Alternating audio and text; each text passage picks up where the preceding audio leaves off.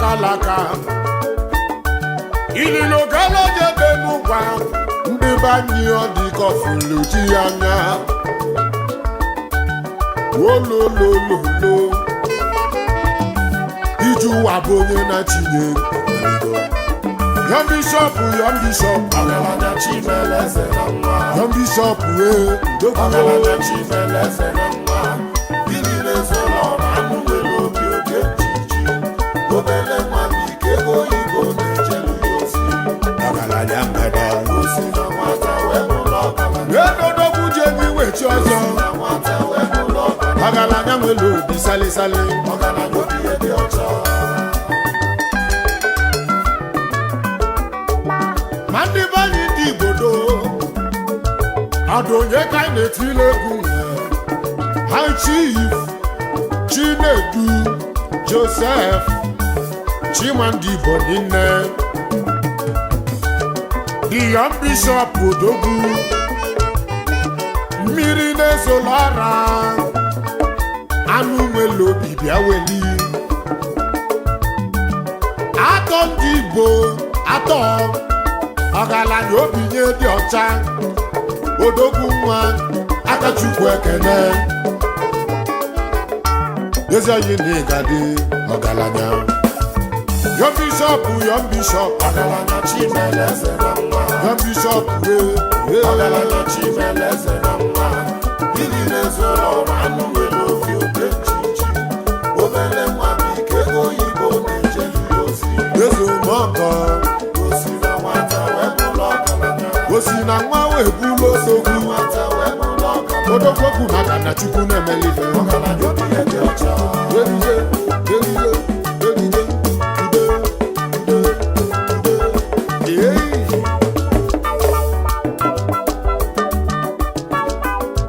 ndị be anyị na-abụrụ obele mma Manueke Ezanos local government na Anieka community ebe ahụ ka mụrụ Odogwu mana nna ya bụ Chief Joseph Chima utu dike mụrụ Odogwu enyi ya amụta enyi mgbada ya amụta mgbada agụ ya amụta agụ mana nne ya bụ Lọlọ Cordelia Chima nne m ụlọ ọmụmụ nnọọlị ndị be anyị gezie ntị gị n'ụzọ ka Odogwu si wee tobe n'ọgụlụ akwụkwọ n'ọnụ nkwọ Community Primary School na Anieka ọ gụchala ihe bụ primary school wee jebezie secondary na Terry Coughlin Seminary School ebe ahụ ka ọ gụrụ akwụkwọ ndị be anyị ka ọ gụsịrị ya bụ akwụkwọ o jereli bọyị na Ọgbete Main Market n'Enugu steeti ebe ahụ ka o jereli bọyị ma ya bụ Odogwu odogwu ọ na-agbalị Ebonyi Chief Sunday eni Alego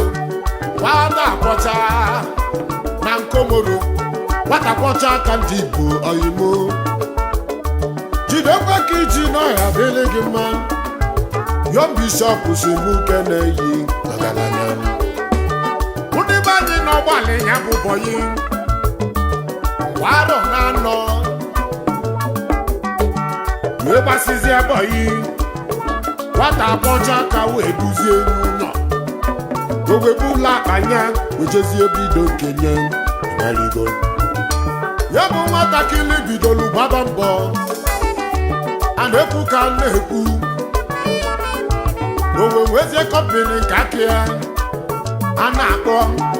Edu Babies Nigeria Limited Edu Import and Exporter Nigeria Limited ọgaranya ngada ndị be anyị n'obechoro ife mgbe wee ruo n'arọ 2015 odogwu wee kelee ịnụ nwanyị wee jebezie ndị Agbo na Anieza n'ime ala nri n'Ebonyi steeti ebe ahụ ka o je nụta Asama nwanyị ọma Lọlọ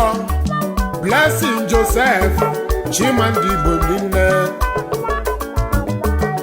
osodi eme abụgo nwanyị dị mma ọma obi die n'ịmaligo na nwanyị mala obi die ọ dịka oji ọkụ wee jide die mana ndị be anyị ndị Igbo n'ụlọ amaligo na ezi nwanyị na-emepela akụ n'ụba ụzọ ka ya bụ bishọp nụsịrị nwanyị ndị be anyị ụzọ wee mepee akwa mkpochi wee kewe ya bụ odogwu wee bute ike unafuke elusi adị ayo ayo ayo ayo ayo ayo ayo ọgaranya obi ya dị ọcha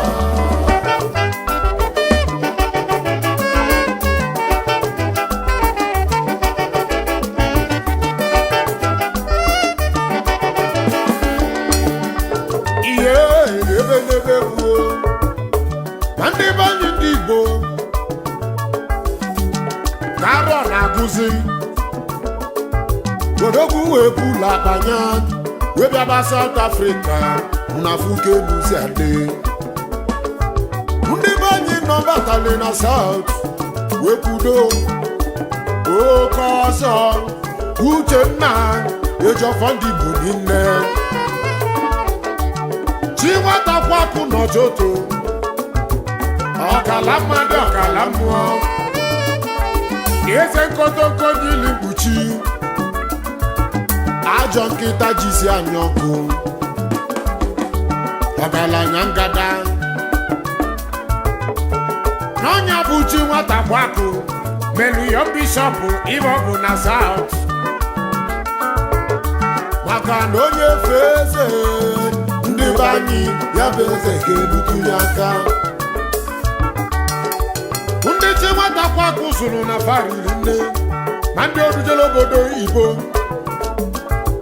ma ndị ọ na-azụ n'akwụkwọ ndị ọ na-enyela aka kwa ọnwa chi nwata kwakụ odogwu Young Bishop si mụ kene gị maka gị melinye n'ojuru n'afọ n'ịgbaligo na ndị Igbo tụrụ inu si kama inye nwatakịrị azụ gosizie ya bụ nwatakịrị ka esi akụ azụ mgbe maligo daalụ odogwu chi nwata kwakụ ọgaranya Igbo na-edu chi nwata kwakụ chi nwata kwakụ chi nwata kwakụ ọgaranya Chineke n'ọfịa edu chi nwata kwakụ nwoke teche nwata kwakụ chi nwata kwakụ ọgaranya Chineke n'ọfịa nwoke ọzọ Chineke n'ọfịa ọgaranya Chineke n'ọfịa ndị be anyị nọ n'ọla mgbari pụọ n'obodo South Africa a na-ekwu ka a na-ekwu odogwu wee bute ike ike na-ewe kalịa ololololo atọ ndị Igbo ọgaranya obinye dị ọcha ofu nwa aka ọgụ ụmụ odogwu bịa weli onye ime nwanne na-emetụ n'obi ọgaranya jidekwe gị ji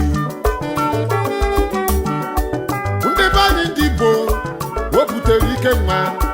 wee bulu nya bụ ike wee nabazi Ebonyi steeti unafuke lusi adị ọgaranya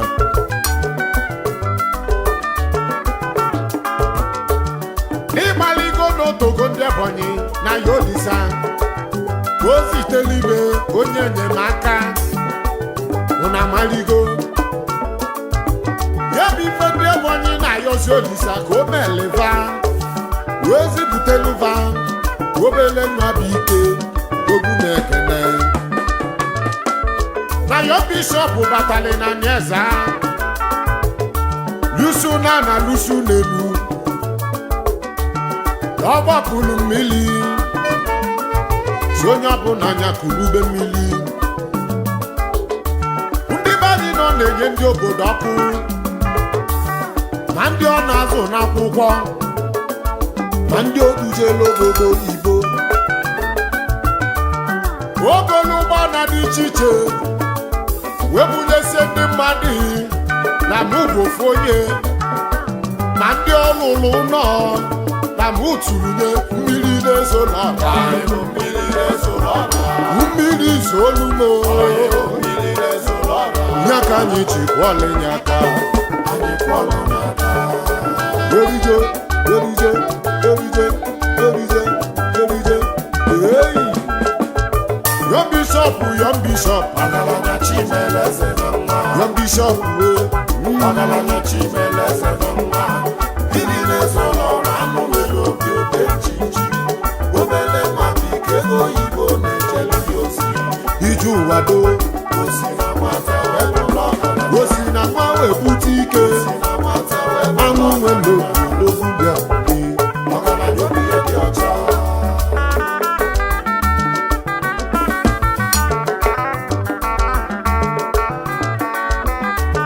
roboje mgbe enwilo jegbu nwa aka agbaba ndị be anyị ke mesili eweruo n'arọ 2019 osebụlụ ụwa wee were agadaga nwa nwanyị wee gọzie ebe n'ọnya bụ ka m si yọ Chukwu Johan Chima nwa bịa n'ụwa nnọọlị nọ ya dele dị mma yo bishọp odogwu anụ nwere obi oyimo ezomọgọ ihe mekwere m nke m ka mụ na ndị egwu m wee weba amụle ọgaranya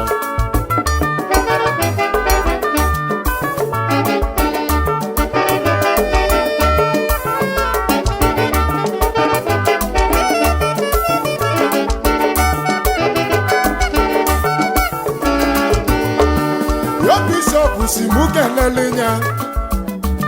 High Chief Thomas Chima Bodmas ndị Igbo niile nwoke nwa okwu okwu na-aga na Chukwu na-emeli ife oyimuo onye nwere gị na onwere odogwu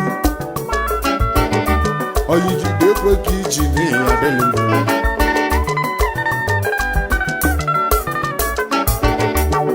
Ebusi mụ kenele nye His Excellency Dr. David Umahi akụbala ọha ndị Igbo niile dogbuo akụbala ọha ga-eweri Mezaya ndị Ebonyi ebe odogwu batali n'Ebonyi steeti wee dozisie nri Ebonyi steeti ọ dịzịa ka obodo Igbo n'ofichela anya mmiri ibe bụ imeli ndị kalịla akali odogwu na mgbe enwere ọlaọcha na mgbe enwere ọla edo nje na-ekene nọkwasị egwugo alụ Mezaya ndị Ebonyi ya bụ onye nzọpụta wee tie Mezaya abịago ya na onye nzọpụta Mezaya abịago akụbara ọha ndị Igbo niile Mezaya abịago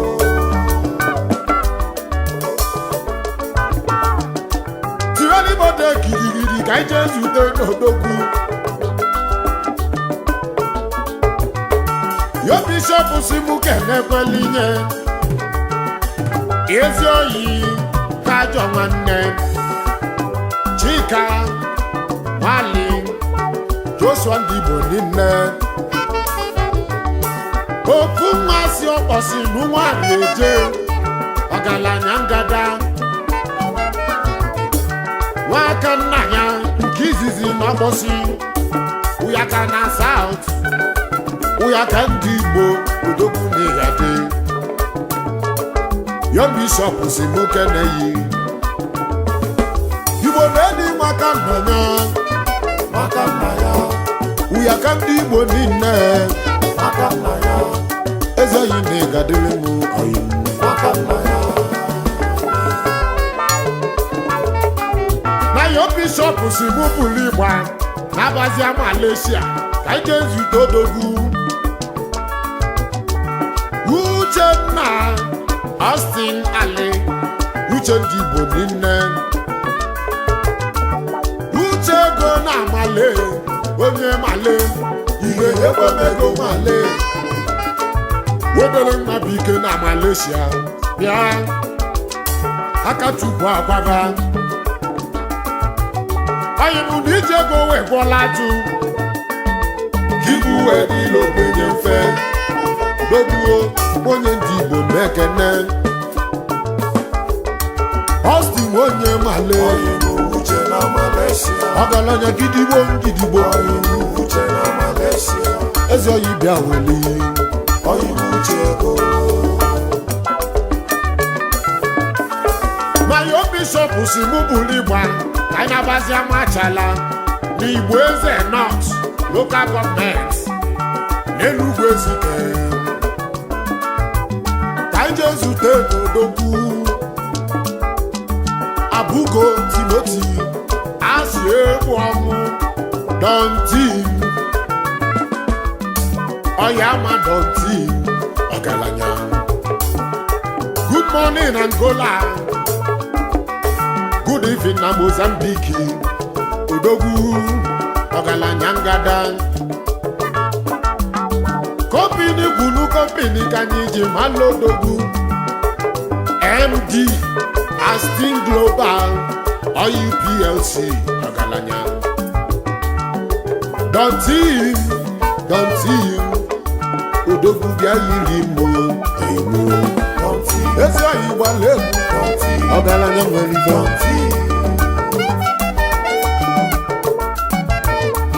mama ebulịgba yarịkwa ọnụ eke ka je zutekwa ọgaranya anyị na-etile egwu atọ ndị Igbo oyimo Young Bishop ọgaranya Chimeleze nọ mma Young Bishop odogwu ọgaranya Chimeleze nọ mma mmiri na-ezo ọrụ anụ nwere obi oke nchichi obele nwa bụ ike ego oyibo na-ejeli ya ozi ije n'ụwa do osi na nwata wee bụrụ ọgaranya osi na nwa wee bụrụ ike osi na nwata wee bụrụ ọgaranya anụ nwere obi bịa weli ọgaranya obi dị ọcha nwanne ndị Igbo bịa yiri ime odogwu mmiri na-ezo atọ mmiri na-ezo n'ọba